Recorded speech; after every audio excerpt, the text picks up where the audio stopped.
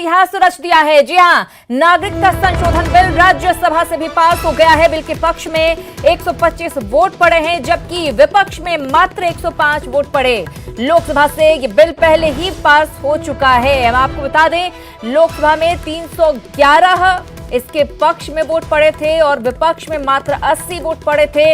और राज्यसभा को लेकर दरअसल संशय की थोड़ी सी स्थिति बन रही थी कि बिल पास हो पाएगा या नहीं, लेकिन यहां पर भी 125 वोट पड़े इसके पक्ष में और विपक्ष में मात्र 105 वोट। नागरिकता संशोधन बिल राज्यसभा से भी पास हो चुका है। तो ये बड़ी खबर इस वक्त की आपको दे रहे हैं।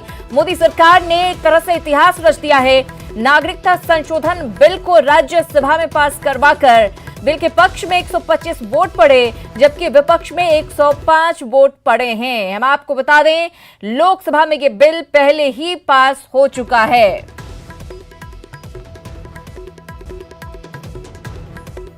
तो इस वक्त की बड़ी खबर आपको दे रहे हैं। हम आपको बता दें, नागरिकता संशोधन बिल राज्यसभा में पास हो चुका है। 6 घंटे का वक्त दरअसल तय किया गया था इस बिल पर चर्चा के लिए। पहले इस बिल पर चर्चा हुई, सभी दलों के नेताओं ने अपने अपने पक्ष रखे। उसके बाद गृह मंत्री अमित शाह ने उन सभी के जवाब दिए और बाद में वोटिंग करवाई गई। अभी कुछ ही क्षण पहले वोटिंग हुई है और वोटिंग के बाद इतिहास रचा मोदी सरकार ने।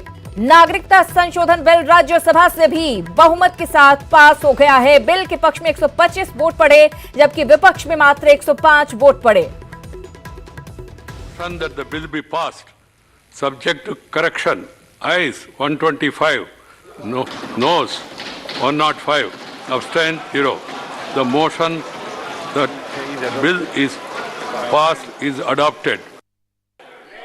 तो बिल के पक्ष में 125 वोट पड़े। ये अनाउंस करते हुए सभापति महोदय वहां पर वेंकैया नायडू जो मौजूद थे, उन्होंने इस बात को अनाउंस किया और कहीं ना कहीं जो सत्ता पक्ष के लोग थे और कई दलों ने, बीजेडी की तरफ से भी सपोर्ट किया गया था इस बिल को, सभी ने खुशी से मेज थपथपाई और देश में भी कहीं ना कहीं एक खुशी की लहर दौड़ पड़ी।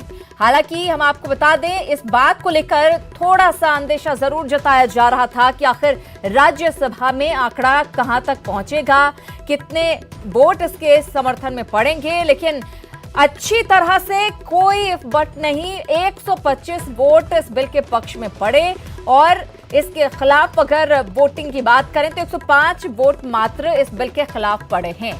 तो अब ये साफ हो गया है कि जो 6 धर्मों के लोगों की बात की जा रही है, जो कि पड़ोसी देश जो हैं कुछ हमारे वहां माइनॉरिटी में हैं, वो अब भारत में आराम से रह सकेंगे, उन्हें नागरिकता मिल सकेगी। और सीएबी पर अमित शाह ने क्या कुछ बातें कही है वो हम आपको दिखा रहे हैं ग्राफिक्स के जरिए।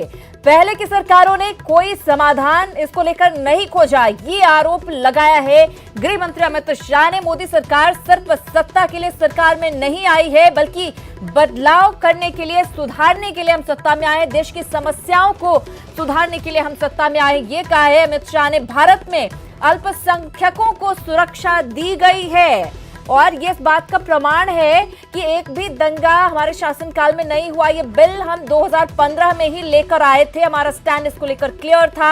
हमारी धर्मनिरपेक्षता की व्याख्या जो है वो व्यापक है, किसी एक धर्म तक ये सीमित नहीं है।